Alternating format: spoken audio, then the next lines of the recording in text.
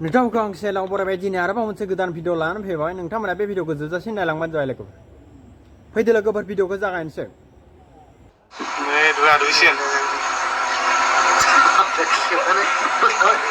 Normally आङो सानसेयावहाय खेबनै दुगैयो नाथाय पिरियड्स जायोबा आङो खेबथाम दुगैयो आरो मानो होननानै बुङोबा आङो बिराद फ्रेश फिल खालामो